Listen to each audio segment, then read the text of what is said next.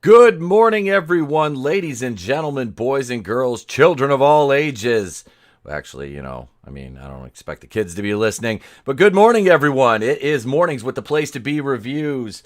Oh yeah, I guess we should probably play the intro then, shouldn't we? We'll wait for a few more people to get in the chat here. YouTube has been playing some tricks on us here, not showing us who is truly in the chat.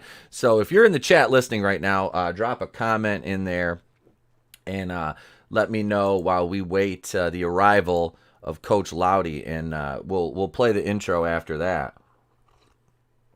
As I have my coffee here, that's it, ladies and gents. We're gonna hit the intro here momentarily. How is everyone this morning? I hope you caught the show last night. We had some issues with the show last night, though. The NWO clip I played got a copyright claim and got it blocked worldwide, apparently it said, but it's not. I checked it on YouTube. It's still there for you to watch. The stream, like I said, the stream's still up. It was a fun show last night. Had Black Angus reviews, Jeff the Rookie Critic, and of course my co-host Tony Tone Deaf. Came in a little bit after the show started, but he was here nonetheless. We had a great show last night. Still waiting for Coach Loudy to pop in. But you know what? We'll go ahead. We'll roll the intro. We'll get right into the show, ladies and gentlemen. Here we go. Oh, before we start. You will be silent! There we go. You will be silent! And now for something completely different. Hello! Hello! There. It's a Festivus miracle! Come with me, and you'll be in a world of pure imagination. Take a look, and you'll see into your imagination. We'll begin with a thing, traveling in the world of my creation. What we see will defy explanation. If you wanna view paradise, simply look around and view it. Anything you want to do it. Wanna change the world? There's nothing to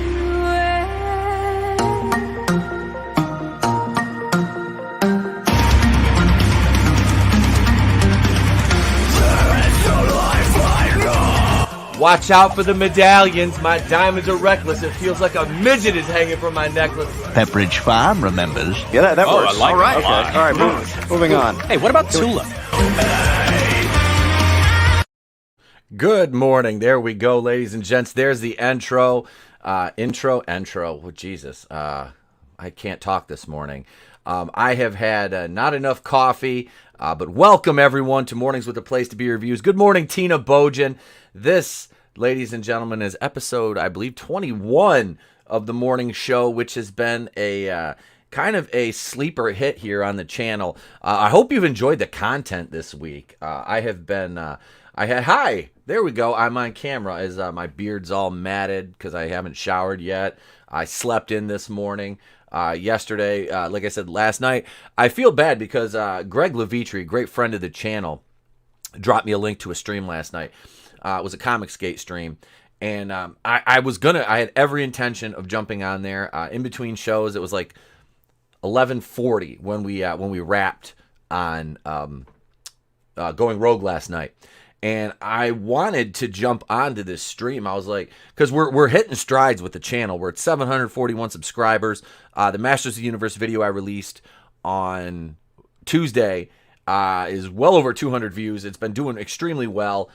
The video yesterday, not as many people watched, but if you get a chance, go check it out. I have to take a shot at Rachel Leishman and the new Captain America stuff that they're pushing on us. I want to talk with Coach Loudy about that. I want to see what his feelings are about Captain America and what they're doing to him now. It's kind of he doesn't believe in the American dream anymore. You know, the American dream's not for everybody, yada, yada. I need that GIF load. I need the yada, yada, yada GIF loaded up. But no, this is, you know, and I understand it's the 80th anniversary, so they're doing all these variant Captain Americas. I find it odd that the mainstream just keeps allowing these writers to put their own identity, their own politics into these characters, and then turn around and blame fans when we say, well, hey, that's not really. And they're like, well, it's always been political. And it's like, well, no shit, comics have always been political. There's always messaging and ideological things in comic books. But that's not the point. The point is they used to kind of go both ways. Now it's very lopsided and uneven, as it were. Sip of coffee for the working man. That's morning my sketchbook. I think I said good morning to you, but good morning again, friends. I thank you all for tuning in to these morning streams. These are fun. These are really fun for me to do. Tomorrow I'm going to do my best. It'll be myself and Loudy again. We'll both be here. Loudy's on his way, don't worry. And I'm going to see if Vassie's available again because we had a blast last Friday. Tomorrow morning, I don't know if I'm going to release any videos tomorrow. Or today for that matter, because I've got a lot of stuff to do. I'm going out of town for the weekend. I'll be back Monday through Thursday morning next week, and then I'll be going to Indiana to hang out with Coach Loudy for his upcoming nuptials. So that'll be a lot of fun with with hanging out with Loudy and the world class bullshitter crew. So we're gonna have a lot of fun down there, and there's Coach. There he is. His ears must have been ringing. He knew we were talking about him. Morning, sir. I was just commenting on how we're going to be invading Indiana for your wedding next week. Oh, unlike WCW, this is a welcome invasion, folks. It is going to be a blast, man. Man, morning. Morning. Sorry, I was doing okay. bathroom stuff with my hand. It's okay. I was waiting, like, no, nothing. He's gonna like slough that one off. Yeah, we'll just gloss over that. Max Zoran 1101 says, "Do you think the writing has just gotten bad in general? I thought media always tilted left, but now it just seems preachy, like an annoying character on a South Park episode." Do you think the writing has just gotten bad in general? Well, I think the main issue with the comics now, and I'm not a comics expert, but I know enough to know what's good and what's not good. And I think the writing now has gotten so bad, and Loudy, you can feel free to chime in on this, is because they're not hiring writers anymore. They're hiring activists. These people that are writing, and I use this as an example all the time just because it's so prevalent right now in my spectrum anyway, is Batwoman. Because I reviewed, like I said, I've done 67 videos on Batwoman.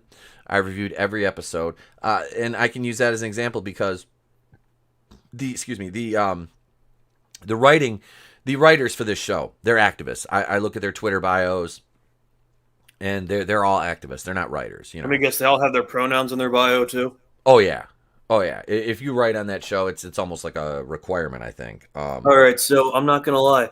From the sounds of it, we're either talking about Monday Night Raw or what show are we talking about? I have a feeling, but just give me the answer.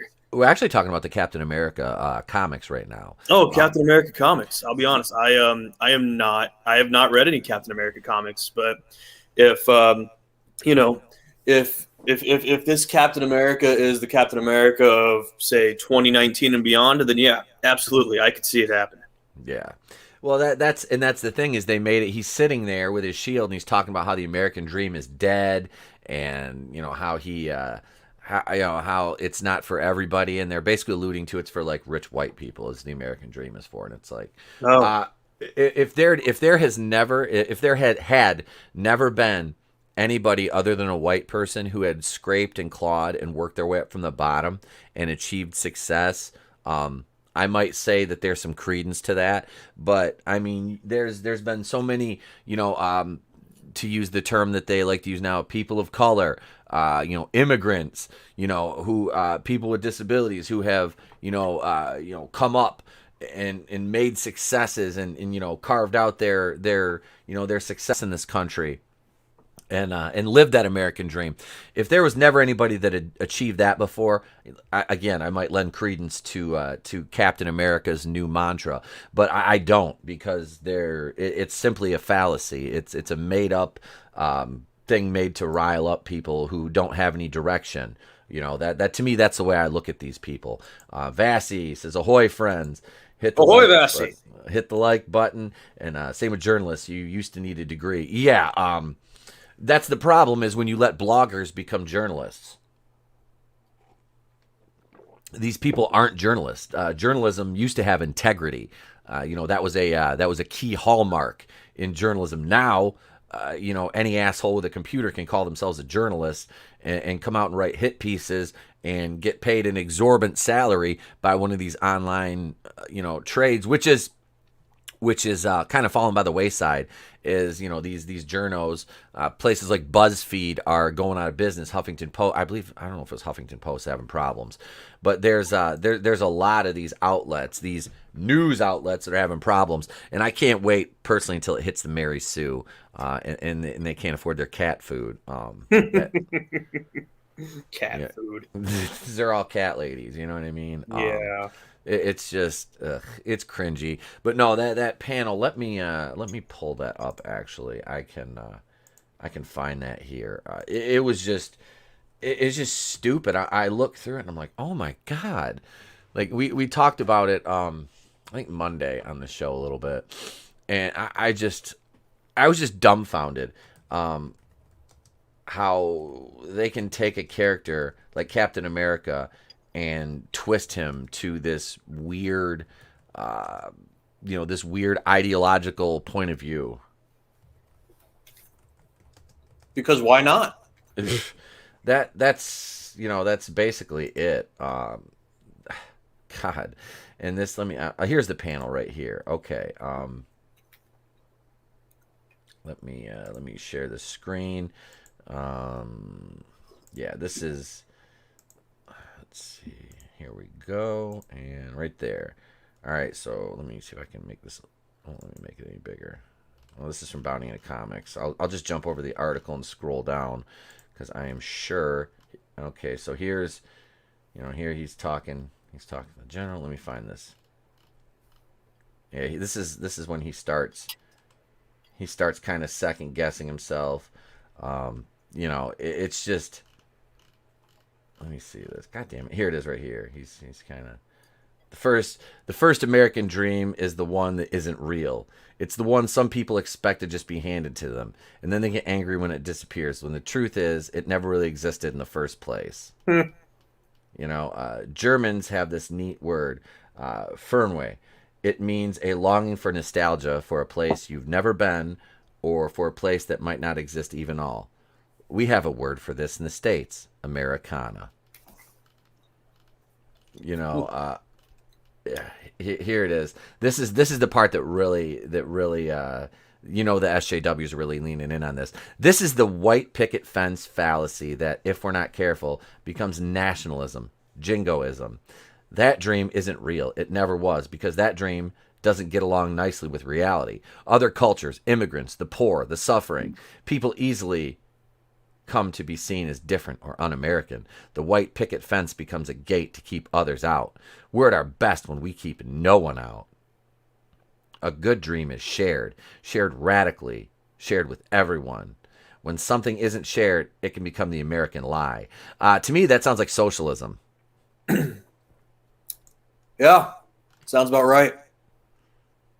It is. That's basic. That is basically a recipe for socialism. It's shared. It's everyone. I have no problem with sharing, but if something is mine, it's mine. I'm under no obligation to share it. If I decide to share something, that's of my own, choosing. No, comrade, is yours is mine. Yes. Right. That's in Soviet Russia. That's the way they're looking at these things, and it's downright humorous to see that in reality. It's like, oh wow, they really believe in that, this is a real thing, this is viable, like that whole utopian society where everybody has an equal amount. It's like that's the fallacy right there. That you can, the share the wealth thing. But because it's the people that are telling you to share the wealth are the ones that aren't going to share. They're the wealthy, the real 1%, which they're not. The 1% isn't the enemy here. It's laziness, it's gluttony, it's sloth, it's apathy. That's Whoa, those sound pretty deadly, man. and they're almost deadly sins. But that is the way I look at this whole. Well, we need to, it's a village. Well, yeah, it's a village, but inside that village, there's individuals. That's the problem I see with people like this. Is this writing for this Captain America comic? That's not Captain America. That's the writer. Self-inserting their own ideological views into their product, and that does a disservice to the lore of the product because you're trying to, and I understand updating characters for modern times, but at the same time, you don't completely, switch a character's ideology like that, and then all of a sudden he's basically Captain Socialist. Sad. It really is. We didn't get Captain Bro America in 2012 when the bros were running rampant, so. Right? Yeah. He wasn't out drinking White Claws a couple of years ago. No, he was not. And quite frankly, I'm offended. Right? Yeah. What the hell's wrong with you, Cap? You should be drinking White Claw. Yeah, come on, man. We all know that there's no laws when you're drinking White Claw. No law when you're drinking the friggin' Claw. No, Cap is Cap is a piece of Americana, and the sad truth of it is they refuse to acknowledge that America is great. It gives everybody opportunities, and people just I guess they look past that because it's considered offensive now to to want to succeed, and it's like, wait, what? How is wanting to succeed and better yourself offensive? Well, because there's other people that might not have the means or resources, and all of a sudden that becomes your problem. It's like, well, I earned everything I have. I mean, like I said, I understand being charitable and being kind. That's something I encourage. But at the same time, you're not under any obligation to give anything to anybody. You know what I mean? Yeah. I don't know. I wish someone would give me money to pay off my student loans. Oh, Jesus. That's one thing. The wife and I were fortunate. We both paid our student loans off within a couple years of getting married. And hers were way more than mine because, she had a master's. But, mine, 15, 20 grand, and I had them paid off, in a couple of years. It was like, but I busted my ass to pay those off because I didn't want that albatross hanging over my head. I am fortunate that I am eligible for, I forget exactly what it's called, but when, after I'm done with my master's program, which will be fall of next year, fall of 22, because I have to do student teaching, but they don't offer that. They only offer that in either the beginning of the spring semester or the beginning of the fall semester. Like, you can't just jump into it after you're done with the rest of your classes, which sucks, but it is what it is. But I'm fortunate that after I can sign up for something because I'm technically a government employee / teacher, that after 120 payments, the rest is paid off. So after 10 years of payments, the remainder gets paid off for me. Okay. So that's nice. Hell yeah, it is. I got I went back to school in 2010 and finished my degree. I started in like 98. Nice. I was working full time until then, and I was like, I'm gonna go back, and I finished because I had a criminal justice degree started. I went back and finished that, and never used it.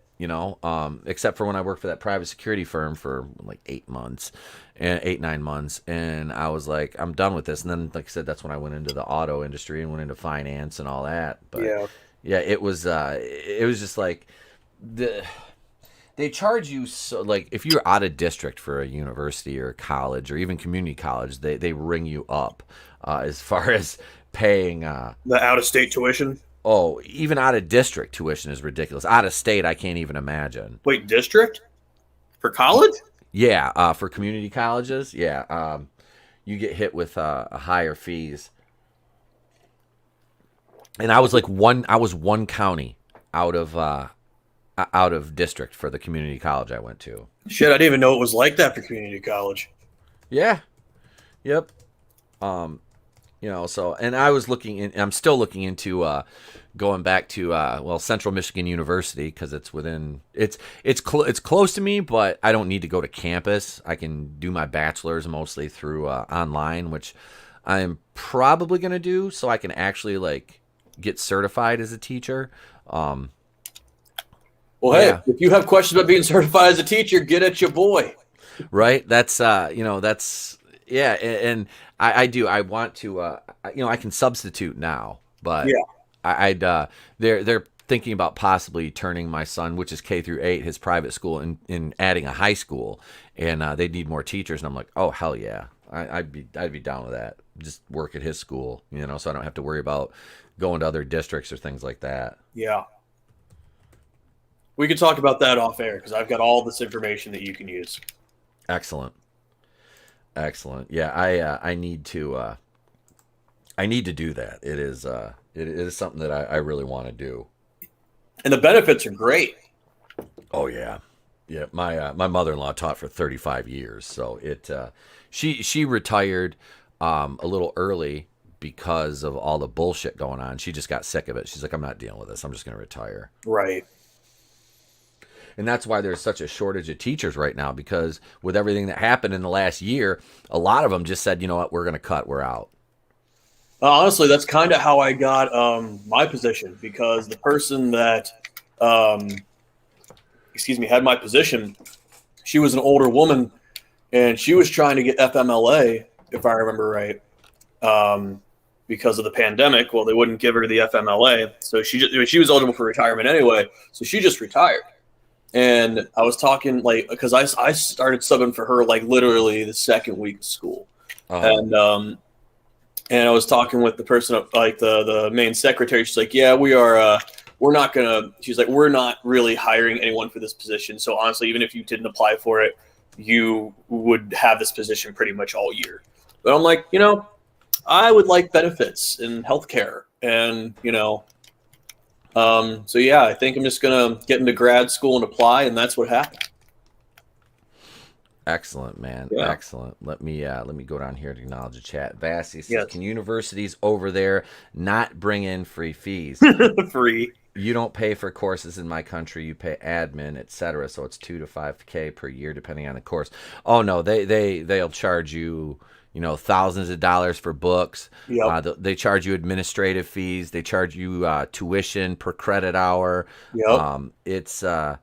It's freaking insanity, the way they charge you for every little thing. Books are ridiculous. I mean, even at the community college level, my algebra book was like $258. Yep. I remember it was fucking stupid expensive. And then I had to retake the class, and I had to buy another book because they switched books, of course. Wow. Ain't that a kick in the dick? Oh, dude, it was brutal. And then you can't resell it because they're not using it anymore. So it's like you're just stuck with it. Shit, I remember my freshman year of college. Like, I bought all of my books from the campus bookstore, like every single one of them. And I spent $500 on all of my books together. And I was like, never again. Like, after that, I learned about getting them off Amazon or getting them off other websites that list books and whatnot. And yeah, but honestly, as much as I hate to say it, hey, let's hail Supreme Heretic for a second. He says good morning. Let's hail him real quick. Hail Supreme Heretic, Drew, man. I apologize. I had a boomer moment last night. I sat down at 5 after I got no, the other night. It's Tuesday, not last night. Tuesday night. Another boomer moment. He can't remember the day. Yeah, for TR4, which I'm supposed to be on Tuesdays at 6:30 with my Rogue Entertainment family, and I literally passed the F out of my chair. I had an alarm set on my phone, but apparently Andrea Bocelli, Porti Volare, did not wake me up at 6:15. So I freaking woke up at like 8 o'clock Tuesday night, and I'm like, oh my God. I'm like, it's Wednesday morning. I got to get ready to go. It's Trey's birthday. And I'm like, it's freaking 8 o'clock at night. I'm like, oh my God, what year is this? Easy there, Robin Williams. Right? So I felt terrible. I messaged him in our Twitter, DM chat, and I was like, I felt like a dick. I'm like, oh, because it happened to Drew a couple weeks ago. He was on Monday night, and he did the same thing. He fell asleep, and then, like I said, I sat down at 5. I was exhausted Tuesday, and I just passed out. I'm like, oh my God. I felt like a dick. I'm like, because I've done that once, but I jumped in because I wasn't that late. But I'm like, it's almost the end of the show. I was like, oh my God, I felt like an idiot. And then, like I said, last night, but it was like almost midnight, and Greg was like, hey, jump on the stream with us. And I'm like, man, I've been up since 6 o'clock in the morning. I'll try, I'm going to go, I'll grab something to eat. And yeah, I sat down in the chair and I was like, boom, done. But I got up this morning and I was putzing around playing No Mercy, and I created some new guys on there. I made I'm creating a bunch of like basically jobbers now from like 96 to 98 in WCW. I did like Luther Reigns, Pez Watley. Wait, Luther Reigns was in WCW? Yeah, he was Horseshoe. I did not know that. Yep. Yeah, Luther Reigns. He came on remember when Roddy Piper was getting his team together for I can't remember what pay-per-view it was. Honestly, man, I never watched WCW. See, I was. You were young. You were 10 years younger. Yeah. So, like, for me, it was, Stone Cold, The Rock, DX, Nation of Domination, all those guys. It was funny because I remember only watching one episode of Nitro live-ish. So I'm sitting there, and it was the episode where they'd showed DDP versus Goldberg on that last hour. Yeah. Got cut from the pay-per-view the night before. They ended the fucking pay-per-view. I was pissed because I bought that pay-per-view. Oh, man, ain't that a kick in the dick, bro? Yeah. So I remember, my cousin Luke, he's my best man. So you'll meet him at the wedding. He was a big Goldberg guy. He loved Goldberg. And when you meet him, you'll see why. Uh-huh. But he's watching it, and I see that it's like 8:55, so I go to walk out there. He's like, where you going, man? I'm like, it's almost 9 o'clock. Raw's going to be on soon. And I just walked out of the room. Oh, God. Where you going? Raw's coming on, man. I was mad. I liked Goldberg. I was never a huge Goldberg fan because I was more of an NWO. That was always like the NWO was my shit, man. Like I get that. They were. I was, like I said, Scott Hall. I've been a fan of Scott Hall since like the 80s. Supreme Heretic, I created La Parka. I've got. Oh my God, La Parka. The chairman, dude. I've created La Parka Psychosis, Juventud Silver King, Cyclope, El Dandy. Sounds dandy. Well, was it El Dandy and Silver King were a tag team? They were Los Fabulosos, and I think it was AAA or Super Astros back in the day. But yeah, dude. I mean, I've got like Eric Watts, Mike Enos, Wayne Bloom, Rick Fuller. I mean, I've got. Do you remember? You probably don't, but like High Voltage. I remember High Voltage. Kenny Chaos and Robbie Rage. I remember High Voltage and Kenny Chaos, but not Robbie Rage. Yeah, Robbie Rage was the dark-haired dude.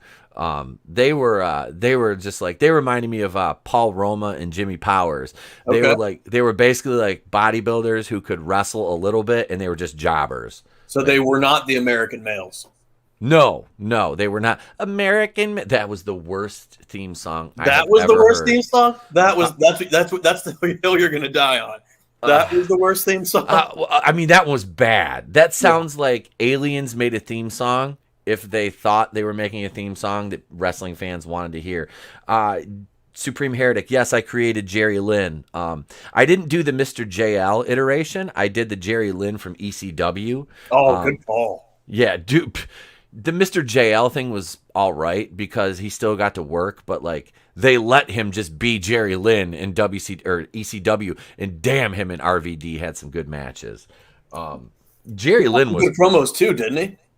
He cut some decent promos. Jerry Lynn was underrated as a worker, man. Like Who am I thinking ECW that was like not like one of the main guys, but still cut some damn good promos? A buddy of mine and I were talking about it eons ago. God, if I can't remember his name, but I think he wrestled Jerry Lynn. Like, I'm trying to think. Was it Steve Corino? Yes. Carino cut frickin' excellent promos. Yeah, it was Steve Corino because he got hired on by the Performance Center to help promo cutting. I was going to say, he was like legendary for his promos. I remember him doing like instructional videos on YouTube back in the day about promos and shit. Him and Just Incredible, who was wasn't Just Incredible Mantar at one point? I don't know. He had another gimmick. Just Incredible had another. It was like when he was in the Fed, they saddled him with some stupid ass gimmick. Like Conan before he went to WCW was Max Moon. That was a horrible theme song too. Max fucking Moon. I did not know that he was Max Moon because I was always a Max Moon fan. Yeah, K-Dog was Max Moon. Man, he couldn't work. Like Conan was fucking slow. Like if he used to try to do that rolling. If I had $1 for every time he fucked up that rolling clothesline he did, oh my god, there were so many times I was watching WCW and he'd Irish whip the guy and dude, they were already on their way back. Like they'd hit the ropes and they're already on their way back and he's still turning to try to like bounce the ropes, come back, roll, pop up, and hit his line. There were so many times the guy would just have to fucking stop. Just stop and wait for him. So he didn't like roll right into his legs or something, and blow his ACL out. That's awful. I liked Conan, though. I liked his gimmick. I liked him on the mic. He was a great hype man, especially when they did the Wolf Pack. Because if you're trying to make a stable seem hip and with it, the last thing you want is Lex Luger cutting your fucking promos. Hey, you leave the Lex Express alone. Oh God. And I was a Luger fan. I just when they put him in the Wolf Pack, I'm like Nash could pull off that because Nash was always like Big Daddy cool. Yeah. He could pull that off. Sting, I was never really sold on Sting being part of that group. But he's the man called Sting. That's like that song was like the Steiner line song. I remember when Scott Steiner worked that indie show and he came out and he was like doing the big Papa Pump gimmick and the DJ played that Steiner line song. Well, the Steiner eyes, you got Steiner eyes. Yeah, he come into the ring and Scotty just goes off. I told you not to play that fucking song. I always hated that. He just goes off on how much he hated the song. It was so funny. Like I was like, oh, this is just regular Steiner. He just doesn't care. Let me give a shout out to my boy Ryan Nerdy Blurbs in the chat. What's up, bro? Hey, I gotta get with you and Second Street Marvel because I want to bring you guys on together. I sent him a super chat during one of his streams the other day talking about that. So I got to DM both you guys and figure out when I can bring y'all on together because that would be a lot of fun. So a super duper chat. Yes, sir. LWO, the LWO, the Latino RLASA, the Latino World Order. Damn man, that's I gotta find one of those shirts. I got get with me, man. I'll shoot you a DM after the show, brother. If you find one, get two. I seriously, dude, wedding present. What did you get? I got you. Don't tell me what you got me. No, I'm just joking. It'd be funny though. Got you guys LWO shirts. Allie be like, what the fuck? She'd look at me like, what the fuck is the LWO? And I was like, RLSA. Baby girl, you relax. And she'd be like, what the fuck is wrong with you? And I'd be like, we're the Latino world. And I would have Eddie Guerrero's WCW music playing in the background the whole time.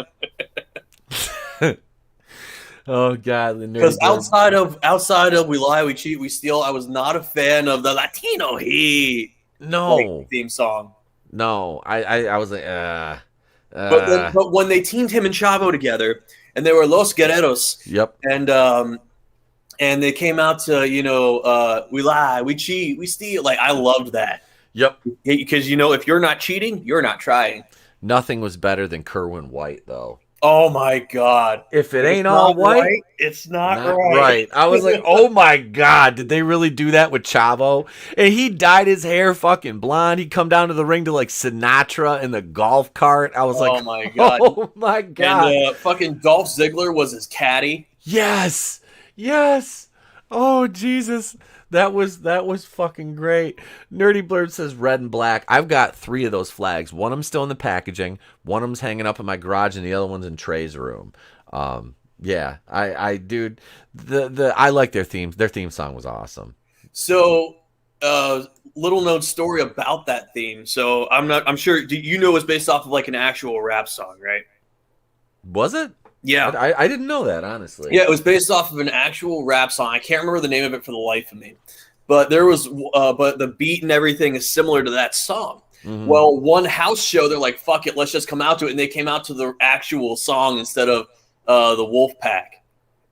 Nice. I'll have to see if I can find the. I'll have to see if I can find it sometime, and I'll send you the video for where I saw that. But it was pretty cool because Nash was just like, "All right, fuck it, we're doing this." So. I wanted to use because me and James were basically like Hall and Nash, right? And I wanted to when we worked other places where we could use licensed music, I wanted to use "Ready or Not" by the Fugees because they use that in, Hall and Nash use that in Japan, and I wanted to use that so fucking bad when we went other places. And James hated Lauryn Hill because Lauryn Hill's kind of a racist, Yeah, I was like, dude, the song's dope. I don't care. So one time I went to the DJ, and because we would use what was it? It was one of those groups, kind of like Hollywood Undead. We had I found this song, and he ended up going to see him in concert, but I can't remember the name of the song. But we used that one day. I switched it up, and we were working down in Saginaw for my buddy Manny Zamora, and I went to the DJ, and I remember because it was Rude Boy from the ICP clique. His son was DJing, nice. DJ Carlito, and he was DJing. So I went up to Carlito, if I've known for years. I went up to him, like, hey bro, I'm like, here. I'm like, you can download, right? He goes, yeah. He goes, I'm hooked in. I was like, download Ready or Not by the Fugees. And he was like, all right. He goes, you and James use that? I'm like, yeah, man. So we come out, we're ready to do our entrance, and like our entrance just kicks in with like, it's like heavy guitars at first, but it's like a real slow riff, and then it just kind of pops. Well, you just hear that ooh at the beginning of the fucking Ready or Not song, and James looks at me and goes, you motherfucker. I'm like, just shut up and fucking and come out like a couple seconds after I do. And I did I let it kick in. It's like, Ready or Not, here I come. I hung my fucking title belt out through the fucking curtain and just sat there and just bobbed it back and forth for a couple seconds. I threw it around my neck, and I came out doing the fucking Scott Hall airplane. And I fucking knelt down because we had a ramp. I knelt down on the ramp and just put my arms up, and James fucking walked out behind me and just stood there. And he looked I looked back at him. He looked so fucking mad. I was like, after the match, I was like, were you actually healing? He goes, no, I hate this goddamn song, you asshole. He was so mad. I was like, man, we were drinking till 5 a.m. What do you expect? Yeah, I do remember when Master P was on WCW. Master P and the No Limit Soldiers. They were fighting Kurt Hennig and the West Texas Rednecks, who released I bet you fucking Kurt Hennig hated that shit. Oh God. Rap is crap. Remember that? They actually released that song. I was trying to forget it and like keep it out of my memory, but thanks for bringing it back. See, when Nerdy Blurb asked if I remember Master P, I was like, oh yeah, girl, shake what you got in them jeans. Girl, grab the wall and shake it like a dog. Like, I loved that song. See, man, I've been listening. I used to buy the Source magazine. I was real into like rap, and Master P had come. He hit big in like 95, 96. And he had, I'm about it. I mean, you about it. And then he had make him say, and then he had that song. Oh my God, that song is great. Dude, I used to love that. Like every song he had, like just buy, because that's back when I had, 18s in my fucking cars and shit, and stupid ass big amps blowing out alternators, and yeah. Oh yeah, dude. I had what was it? I had 4 15-inch kicker L7s in my fucking Ford Tempo at one point. I went through like 3 alternators. Well, you had no more Ford Tempo. No, it used to rattle like a mug, man. Yep, the No Limit Soldiers. Eddie was Eddie Guerrero, that promo he cut in WCW when he came down to the ring with his bag and was just talking shit to Eric Bischoff right before he quit. It was freaking awesome. Yeah, that was like it was a shoot, It was a shoot. And Eric didn't like the little guys. And no, he didn't. That was which is odd because he brought in so many of the luchadors. Honestly, the thing was that's something he and Vince had in common. But the problem is he didn't, as much as I hate to say it, he didn't learn from it like Vince did. Yep. And now, yes, Vince still has a hard on for those guys to these days, or to this day. But Vince at least tried to bring in stuff to rival what WCW was doing. Like, oh, you've got fucking cruiserweights. Here, we got light heavyweights. But and not to say that it was better than what WCW did, because the cruiserweight division in WCW was bar none. Like nothing was better than that cruiserweight division. Like if you put the light heavyweight title against the cruiserweight title, like the light heavyweight title wasn't shit. No. Like the most notable to hold it was who? Taka Michinoku? Yes, I believe it was Taka. Yeah, and I loved Taka Michinoku. Like, being part Japanese, I bought into the whole gimmick because, no one ever believed that I was part Japanese. So like I was like, all right, fuck y'all. And like I loved Kai and Tai. Like, oh dude, yes. Like honestly, Funaki, oh god, why am I drawing a blank on the other 2 names? There was Funaki, Taka. No, Taka came in after, because there were 3 of them, and Taka came in after. Oh god, I got to do research now, John. Oh, are you looking it up? Yup. All right. Let me see. Superfan says, sorry, Vassy, we're wrestling nerds. Yeah, this turned into a wrestling conversation. I'm so sorry, gang. It's all right. Body. Yep. Fuck. Okay. Man. So here are people who were all members of Kai and Tai at one point. Okay. So the iteration I remember from the very beginning was hold on, here we go. It was Yamaguchi-san was the manager. He was the manager. Okay. You had Sho Funaki, Dick Togo. Dick Togo was the one with the katana that cut off Val Venus's pee-pee. Yep, and honestly, like if you go down to the World Wrestling Federation part, so Kai and Tai had everyone except Shiryu, who was in WCW under his real name, which was Kaz Hayashi. He was so good. Yeah. Let's see here, but yeah, Yamaguchi-san was the guy there, and then like I said, Dick Togo. I'm trying to remember because they had a rivalry against the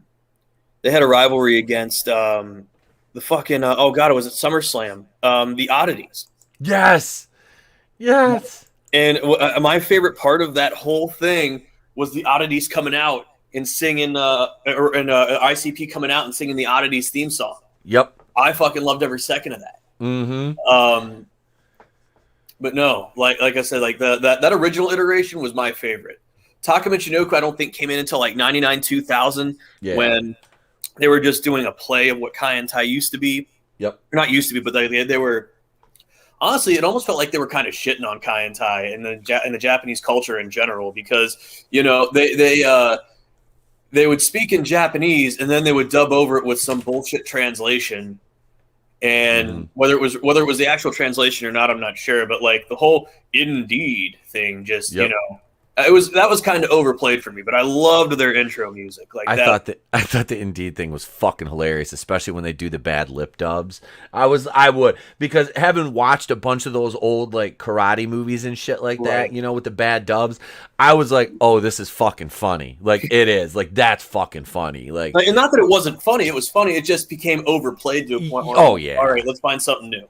It was kind of along the same lines to tie it in with something from more recent is Enzo with his fucking the same promo every fucking match before they come. Him and Big Cass came out and he it was that whole SAWFT and the whole gimmick with him. It was good at first, and then it was just kind of like all right, just get through it and get to the match, But Kai and Tai, no man, that whole choppy thing.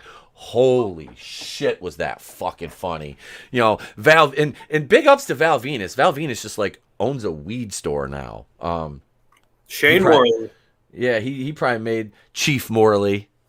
Chief Morley. The right, they put him in right to censor. Mm-hmm. They put him in right to censor. Morning, Jay Lee. Jay Lee's in the chat. Good morning. Good morning. We've got. I'm trying to think what else. There was other okay. So you talked about the oddities. Do you remember when Bradshaw and Farouk beat the fucking Public Enemy right out of WWF? Oh, absolutely. That Holy, was the shootiest shoot match ever. Or I would say Saturn versus Mike Bell, when Mike accidentally stiffed Saturn, and Saturn fucking got pissed and just beat the piss out of him and dropped him on his head. But yeah, well, Bradshaw was a douchebag anyway. Like there's multiple. Yeah, like Blue Meanie, like he busted him in the fucking face and broke his nose. Yeah. Yep, and that's all right because Meanie got him back with that chair. Yeah. Oh, did he get him back with that chair? That's a hell of a receipt. Yeah. You take well, he was a douchebag. He didn't like anybody from outside the WWF though. That was one of the best things in the Brawl for All was when he got his ass knocked out. Did you watch that Dark Side of the Ring? I did. I did watch that. That was a good episode. Yes, it was. And it really shows. I haven't seen all of season 2, unfortunately, but I haven't either. The episodes I did see. I saw the Brawl for All episode. I've seen half of the Benoit episode because Allie was supposed to watch it with me, and then we watched half of it, and then she fell asleep, and I fell asleep, and then I just turned it off, and we just never watched it. Yeah. Let's see. I watched the New Jack episode. I gotta watch that one. Oh man, missing out, man. Jerome Young, God rest his soul. R.I.P. Man, dude, I can't wait to have Allie watch that episode just for her to look at me and be like, "Wait, he actually stabbed someone?" Oh, mass transit. No, he didn't stab mass transit. Mass transit. The mass transit incident is covered in detail on there. Is it okay? Yeah. No, I'm talking about it was a different house show. This was after WCW, where he's working a house show in some fucking high school arena, and he stabbed a motherfucker. Oh, that was with the fork, wasn't it? Yeah. Yep. That was with a fork. Did they talk? They probably went in detail about the Vic Grimes thing too. They might have. I'll be honest. I don't remember offhand. That was because they did that twice. They did that spot twice. Oh, because off the top of the where they were on that scaffolding above the ring. Yeah, all the tables were stacked up. They cover that. Okay, because that's how he fucking cracked his skull and his eye got fucked up. Was him because Vic got up there and he didn't want to go. Yeah. He was scared, and then Jack pulled him, and Vic fell on top of him, and Jack smashed his skull off the concrete. And then they did it again, and New Jack. I think they did it again, and New Jack was trying to kill him. He was like legit, like trying to kill. You know what? I don't blame him. That dude, but New Jack was psycho. Who did he? I'm trying to think whose wife he slept with. He slept with somebody's Everyone's? wife. Yeah, basically. Him and Mustafa were they had a hell of a match with the Dudleys.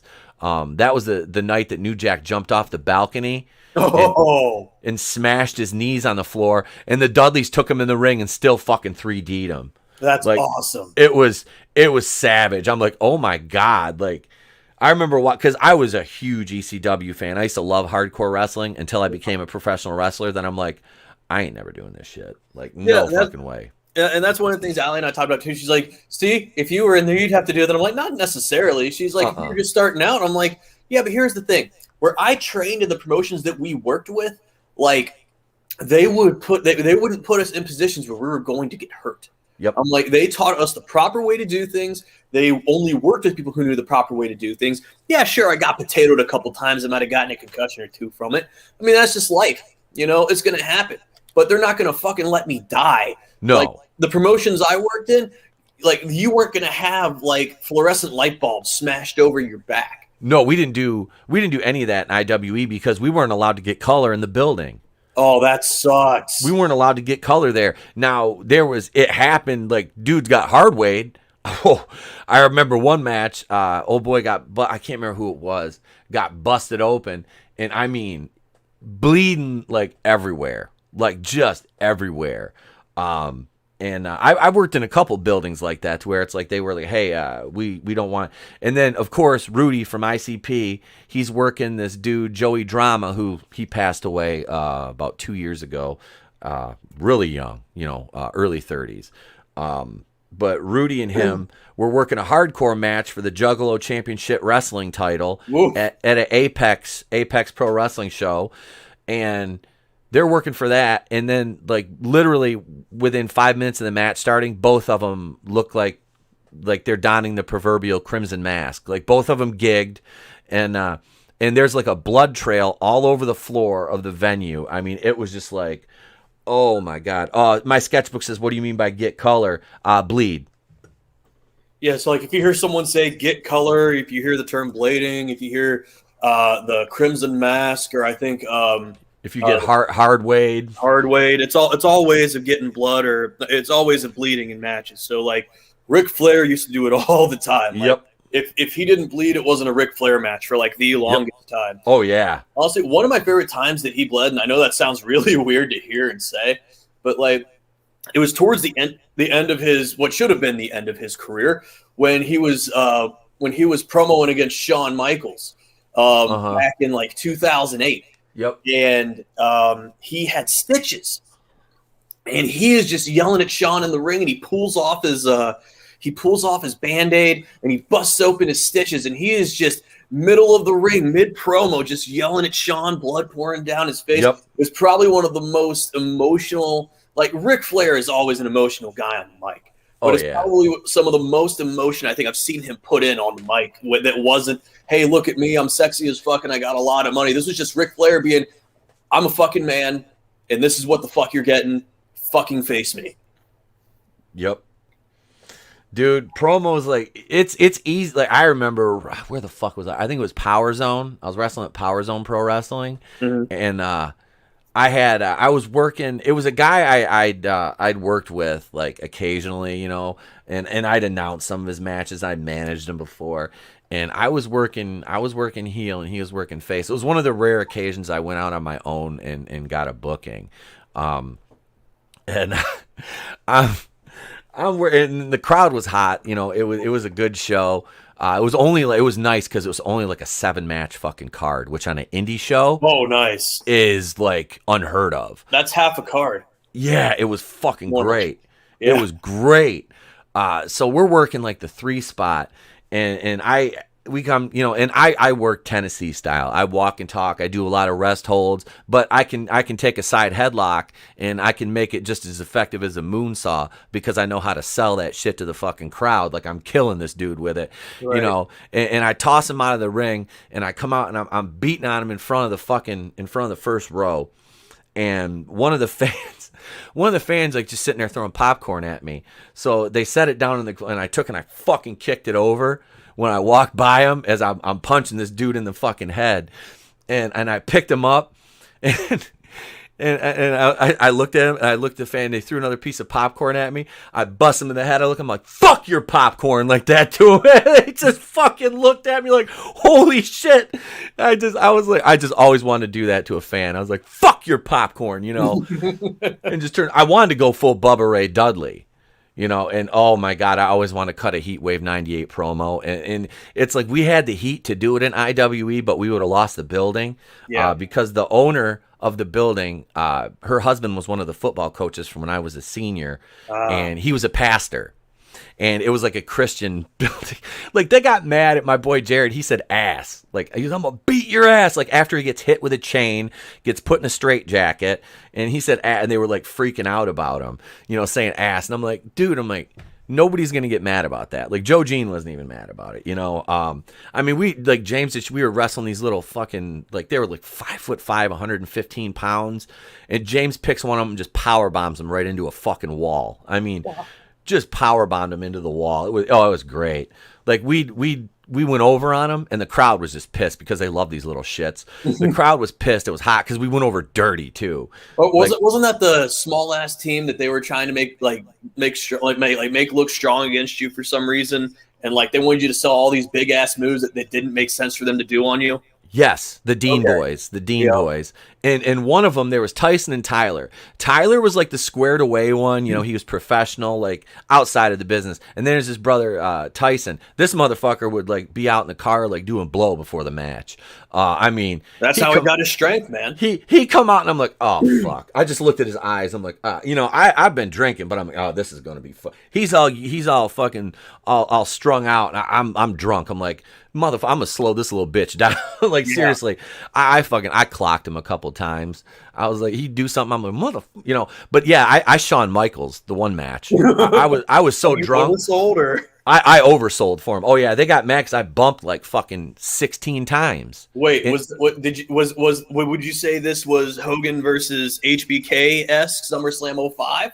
It wasn't quite that bad, but I did it on purpose. Oh yeah, like they do something to me, I'd fucking throw myself. I'm just like, we go to the back and they're like, why the fuck are you selling for them like that? I was like, you wanted to make them look strong. Oh man, I can hear you saying that. Oh my god. Yep. Oh, I did too. I just looked fuck both promoters like, you oversold, you bump, you. I'm like, well, you want to make them look strong. There you go.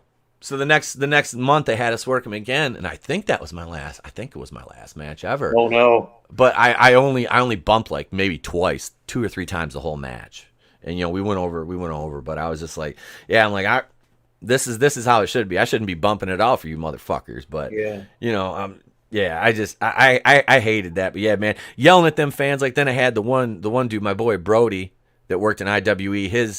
His mom picked up my baseball bat and kicked it across the floor, and then she like went to shove me, and her boyfriend, who was like no teeth, you know, fucking almost 60 some years old, stands up and like comes up to mid chest, and I flinched on him. He almost fell over. I go backstage. I'm apologizing to Brody, and he's like, dude, fuck that. He goes, you should have knocked him out. He knows better. I'm laughing. I was like, yeah, you know, I probably should have, but I was like, as a heel, man, I love that when the crowd gets like when they want to put their hands on you. It's like, yeah. But it's like if we had, oh man, the first show we ever ran, we had this old dude got up in one of the workers' faces because he was this dude Steve Amani, like cocky heel, smaller guy, you know. It was hilarious. The guy, like, we've got it. It's still on the old YouTube promo video. He's like right up in his fucking face. Yeah. Oh yeah, it was like nose to nose screaming at each other right after his match. It was friggin' hilarious. That's back when I was just a color commentator.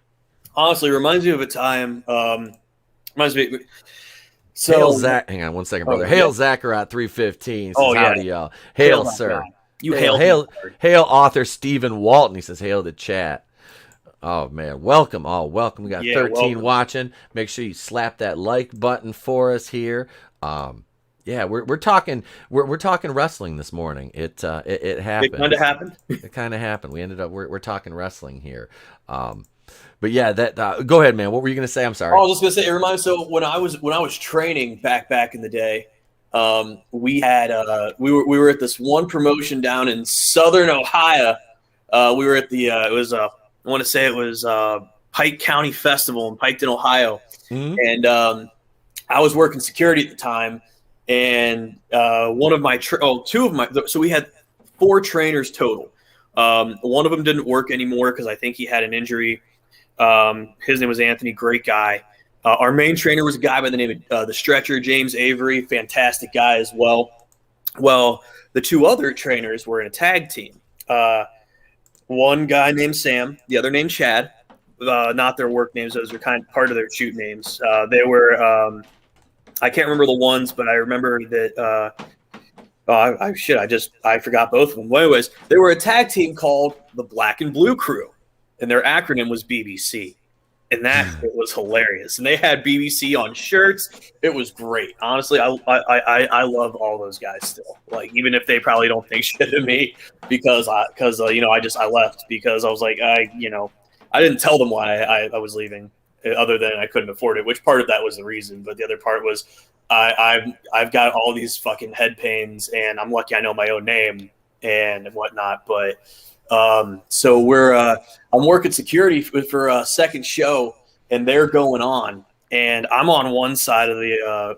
There were only 3 of us. Normally there was like 12 of us, but for some reason the other guys couldn't make it because of this, that, or the other. So out of the 3 guys doing security, I'm the biggest, which at the time I'm only about 210, and about 5'10", 5'11". The other guys are probably. Let's see, my buddy Tim, he's a referee now. He's probably about 5'6". Was not in the best shape at the time. He was a little bit on the chubbier side.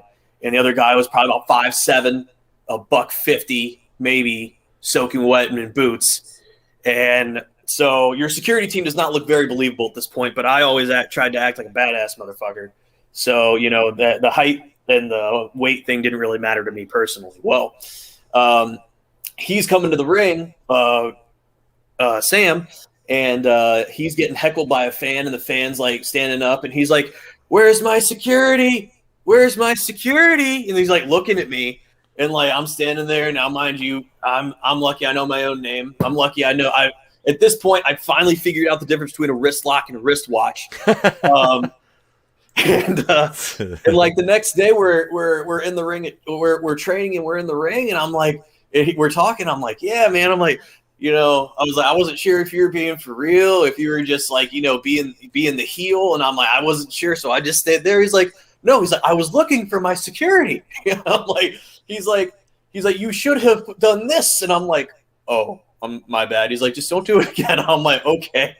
And it's just, learning the business and like trying to figure out the difference between when he's being a heel and, when he's being like, get your ass over here, it's definitely one of those things, you learn the hard way. But, luckily there were no negative repercussions for me at that point. So It was like my second show ever that I worked. But it was a fun time, though, because like I the main was it the main event? One of the big matches was my trainer, Avery. He faced off against one of our graduates who went by the name Duke Beefhammer, and oh, dude, I've still got one of his shirts. It says Duke Beefhammer, or it says you can't beat the meat, and Nice. literally the design on the shirt is a cum shot, and it's fucking great. But like, unless you wouldn't be able to tell, and that's what makes it even better. But like. So the whole angle is that Avery is the leader of what's called the stable called First Class, and it's literally all of our students and graduates in this thing. And Beefhammer was the one. He broke off from the group. He turned face because they were a heel group, and their match was supposed to be a street fight. And the promoter, his name's Dirk, another great guy. Dirk comes out and is like, we're not going to – he's like, this is going to be a street fight, but you're not going to have these guys here outside the ring doing this, that, and the other. And he pretty much banned the group from ringside. And, again, green is a motherfucker, greener than grass and green leaves. Me not knowing what to do, like, I'm like, all right, you guys need to get out of here because they were all on my side.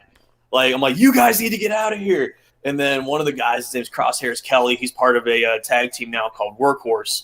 And he looks at me. He's like, put your hands on me. I'm like, all right. I'm like, go. And I'm like shoving these guys. And another guy who goes by, oh, God, I forgot his ring name, but his name's Brandon. Big old black guy. And he's probably about maybe a couple inches taller than me, probably about 350, 375. And mind you, I'm 210. He and I are just eye to eye. I'm like, you need to get out of here, Brandon. And so I kind of shoved him and he turns around. But like, that's just one of those things that had I stayed in and had, I gone on, that could have been probably a good angle starting for me and, him probably going over since I'm the new guy, but still would have been fun. Yeah. Sorry, I know I rambled on way too long there. No, it's all good, man. It's all good. I actually found something here. Okay. Let me go back to it. I was talking about, this was the first promotion I ever worked for, and I can actually share this video because I muted it because I believe the song is copywritten. Okay. But I've got it muted, and nobody owns the footage because this doesn't exist anymore. Okay. So now you own the footage. Yeah, well, yeah. Let's see here. Here we go. Let me pull this up. This is a promo reel we put together from our first show. Okay, so here it is right here. This was from, God, was it 2000? I want to say this was the first show for NWA AE, so I think it was like 2008 or 9. But yeah, and it's funny. This room that we ran this wrestling show in was actually where we had our wedding reception. Oh, nice. Yeah, it was like a big like you had like dividers. You could slide across the whole room. Yeah. It was like was it Ramada Inn? I'm sorry. Did I see a referee wearing khaki fucking shorts? Yeah, it was Zach Gowen. Wait, what? Yeah, Zach Gowen. Oh my God, no way. That's great. Oh yeah, dude. We booked him like our first show. Zach was cool. He was a huge pill addict though. Like that doesn't surprise me. I mean, I don't know why, but it just doesn't surprise me. He had to have his hip replaced. Dude had a fucking prosthetic leg. I don't doubt it. That's why, because all the stress that it put on his off hip, on the side that he has, the one leg, it fucking caused so much stress on it. He had to have it replaced. That was years ago. But let's see, the guy in the ring in the blue tights right now, that's Shane Morton. That's Ricky Morton from the Rock and Roll Express. Yeah. That's his nephew. He's who I trained with. Nice. When I first started, Shane is fucking awesome. There it is right there. That's Steve and that fan going at it. That was so funny. This guy right here, the big dude in the orange taking the handcuffs off, that's my boy Manny. He was actually at my wedding. Right. That's his wrestling name was Alcatraz 187, and he used to run a promotion called Universal Wrestling Alliance in Saginaw. I used to work for him. That's where I started ring announcing. Okay. Was for Manny, and that's actually where I wrestled my first match. Was at his promotion. And this was our ring right here too. We bought that from Harley Race. Nice. Yep. It had a steel cage too that we only used a couple times. My God, was that thing fucking heavy and huge. I don't doubt it. It was ridiculous. I don't know if you noticed it or not, but what's his name that does he's in that was my ex. She was on there. She was out taking tickets. The one dude, let me see if they show him again. Mad Dragon. He's actually like Rungeon. What is he on? He's on Impact now. Oh, I don't. Oh, wait a minute. That guy. Yeah, I know who you're talking about. Yeah. What is his name? He was their X Division champ for a little bit. Yep. His name is Use Smith. He wrestled as Hakeem Zayn and Hakeem Zayn the Mad Dragon, and later he just switched to Mad Dragon.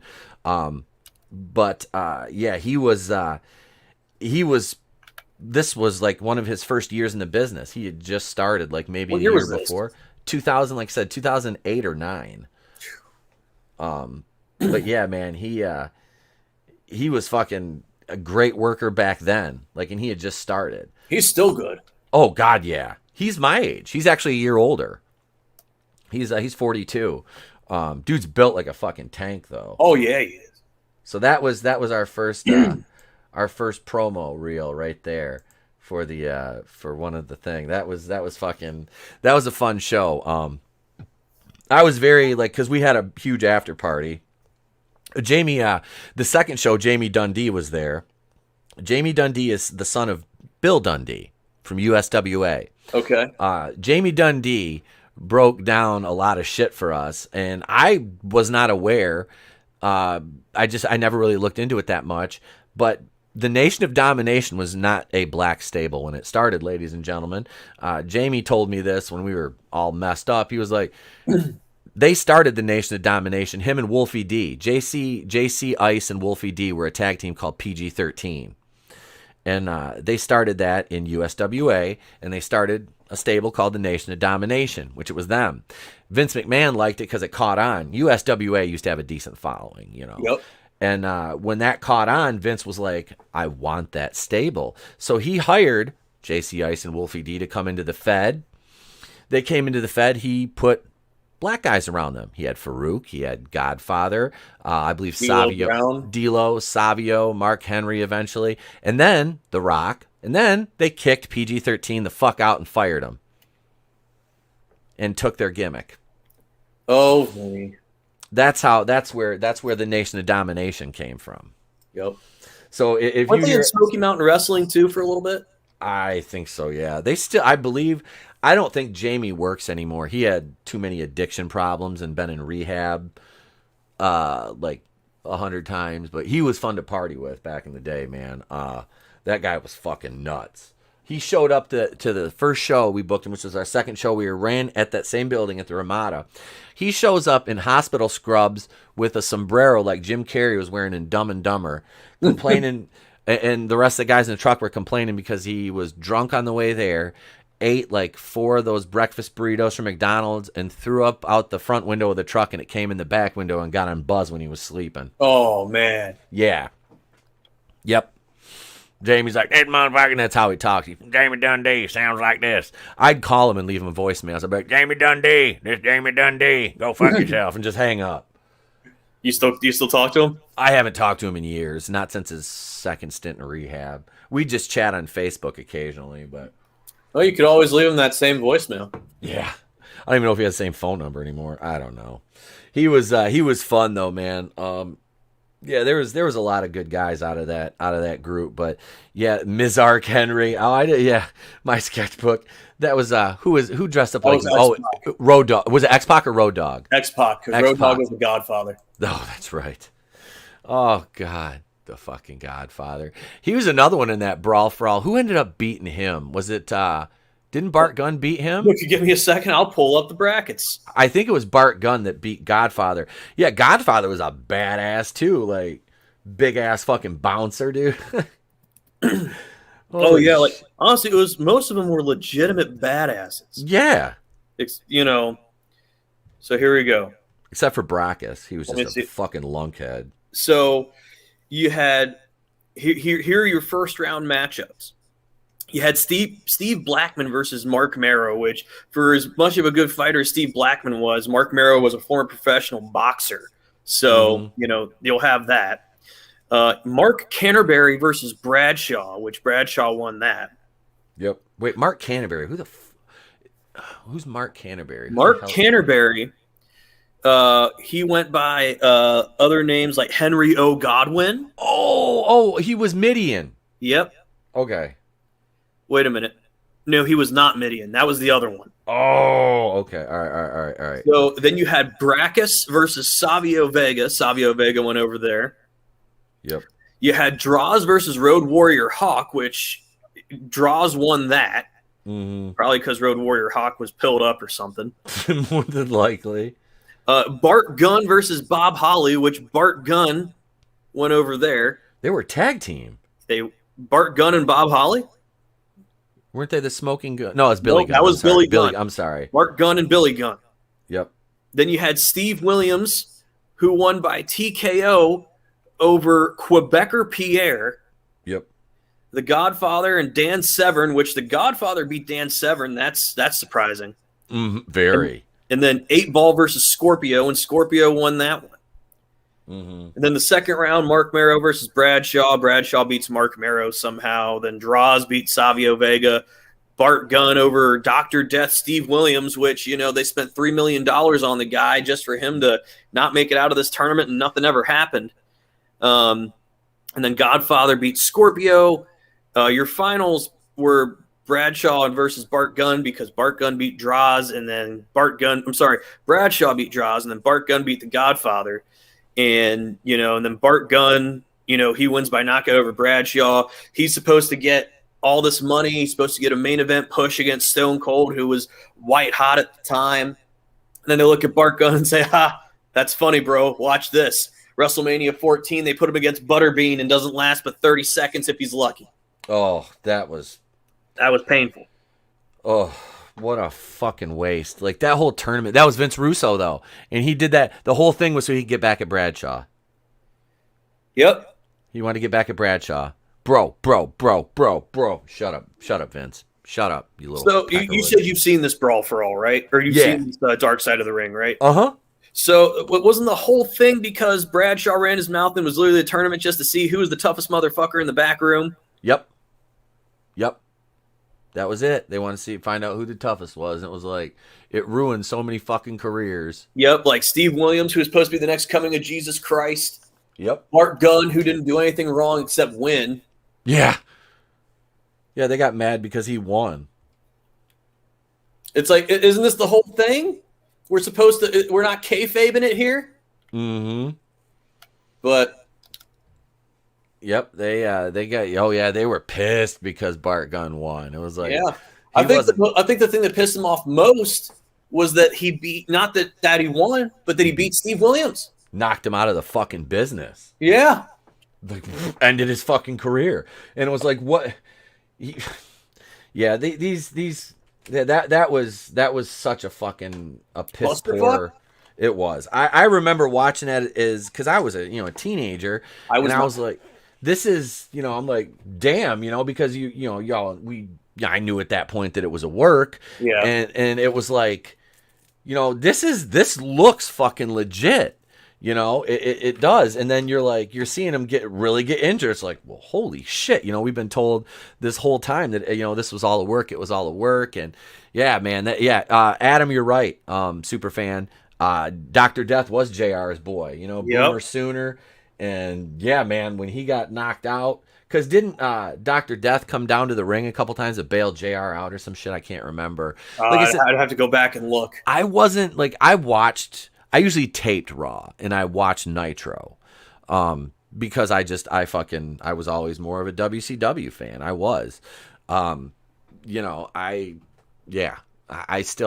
one still bitching about Triple H to this day, getting mad and trying to bury anybody from WCW that has any kind of connection, like you did with Sting at WrestleMania and all that. It's just like Booker T, Scott Steiner, Goldberg. Pretty much anybody and everybody from WCW, Triple H has fucking buried them. That's mattered at all, But I don't know if he ever got in with DDP, but they used The Undertaker to bury DDP. Hey, look, DDP is going to be a stalker, and he's going to video The Undertaker's wife. And then we're going to put The Undertaker's wife over on DDP. And to be fair, I would have put Sarah over. My knee, maybe. Again and again. She was hot, but then The Undertaker didn't do too bad because he married Michelle McCool. Yeah. I mean, let's be honest. That's kind of an upgrade. Not gonna lie. A little bit. Not gonna lie. But yeah, shit. I remember. So there was a portion of time where I didn't get to watch wrestling.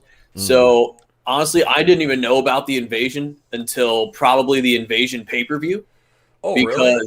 Yeah, because there was a certain amount of time like I just didn't get to watch wrestling. I used to tune in weekly, and then there were times like I'd either get grounded from watching wrestling or this, that, or the other, and then I couldn't watch it because we didn't have cable or what have you. So there was a lot that I missed. And my stepdad, he used to work for American Airlines back in the day, back when American Airlines wasn't just canceling flights. Too sweet to Mr. Underwood. Thank you very much. But there were like, I remember I went down there. He's like, hey, I taped this wrestling pay-per-view. And I was like, it was Invasion. And I'm like, what is this? And like, that was my introduction to Stacy Keibler and Tori Wilson because they were in a tag match versus Trish and Lita. That was the first time I ever saw Rob Van Dam wrestle when he faced off against Jeff Hardy. Like a lot of those guys was my first time really seeing some of those WCW guys. But it wasn't even most of the good WCW guys. Like, that's where I was introduced to like Chuck Palumbo and Sean Stasiak. Like I didn't know who any of those guys were up until that point because I didn't watch WCW. Mm-hmm. Oh, dude, Palumbo was Now Chuck Palumbo has a show on, I think, one of the Discovery Network channels where he finds and restores old cars. Yep. That's a badass show. Yeah, he was always into motorcycles and shit too. He was he was all in motorcycles. Here I found something else. I'm gonna show you. Go. I'm gonna show you something else because we're getting ready to wrap here. But I found this too. So here we go, ladies and gents. I'm going to here we go right here. And this is I don't think we should have any copyright issues with this, but you see the screen, ladies and gentlemen. Oh shit, it's team ratings. You see this, these bastards. Here we go. I'm gonna show you a little something. Let's have some fun with this. Deals. Pete Daddy Della and James Sillinger will be taking on Team WWE's Jacob Braun, John Campbell, and they'll be getting the help. Yeah, he had a biker gimmick, Chris, because he kind of copied the Undertaker. There's she was like 19 and we're out back the venue fucking getting high and she's doing vodka shots. Gentlemen, around me, P-double-D, the face in the place to be announced. See that? Place to be. IWE Tag Team Champions, the Steels. These guys are twins. They're so funny. They were like our jobbers. Shut your mouth, you stupid wood tick. Listen, if I want any lip from you, I'll go to the dentist where you left the rest of those teeth. We're missing one man here. Guess who's back? Back again. It's my brother, James Dillinger.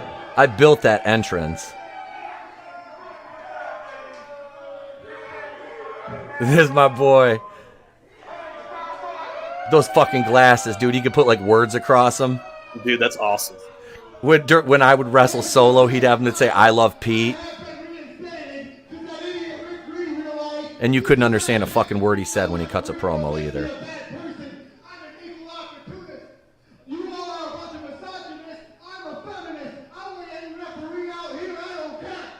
Yeah, they suspended him for a month because he knocked out a female referee. It was fucking great.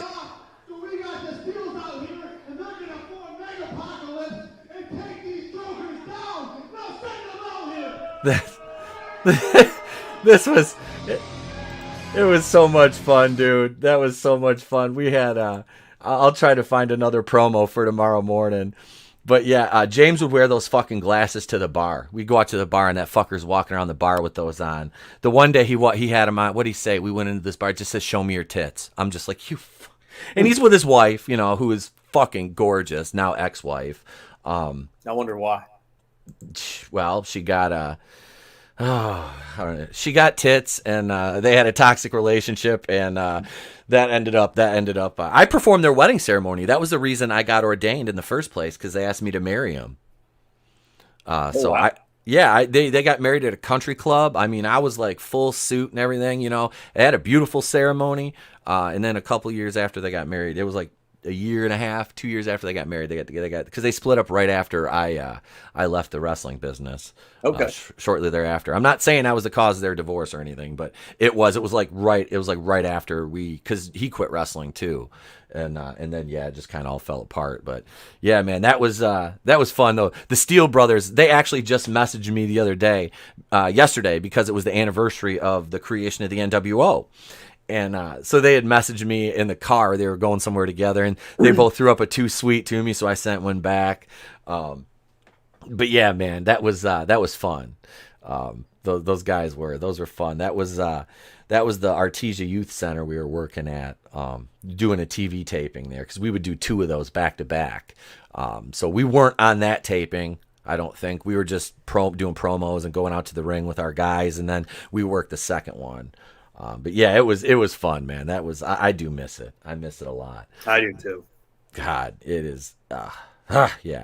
I'll have to show you some of my awful promos that I cut one time. They're all backed up in my Google folder on the cloud. So I cut a Lex Luger style promo of your t-shirts are too tight, Billy. but not exactly like that. But it's on that level of bad. Mm-hmm. It's pretty awful. Oh, trust me. We've all cut some promos we're not proud of. But with that being said, ladies and gentlemen, this is where we're going to leave her for the day.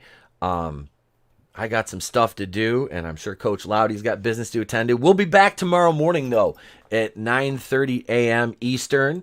I'm going to see if Vassy will join us tomorrow again for a Friday. I don't know what we're going to call it, but just for Friday, the morning show at the Place to Be Reviews here. Thank you, Keely Chow, Superfan, Adam Shawhan, Chris Underwood, My Sketchbook 340. Let me scroll back here. And Zacharat 315, Supreme Heretic, Brutal Morningwood, author Stephen Walton. Like I said, Vassy was here earlier. Jay Lee, Nerdy Blurb TV. Thank you all, each and every one of you. I truly appreciate it. We will be. I'll start out the show tomorrow, and Coach Loudy will be joining in. We might push the start time. We'll start at 10 tomorrow. I'll push the start time back a half hour because Coach Loudy will join us at 10:30. Me and Vassy will start the morning out, and we'll probably go an hour and a half again tomorrow. That's what she said. But thank you all. Coach Loudy, you got any parting words? Hey, don't pet the sweaty stuff and don't sweat the petty stuff, y'all. Thanks for joining me this morning, brother. I appreciate it, man. It's always a blast. I'm glad I could be here, man. All right. Well, thank you all. I'm Etepo Queen of the Place to Be Reviews. I've been here with all of yous. If I don't see you, have a great day, a pleasant tomorrow. And remember, it's better to burn out than fade away.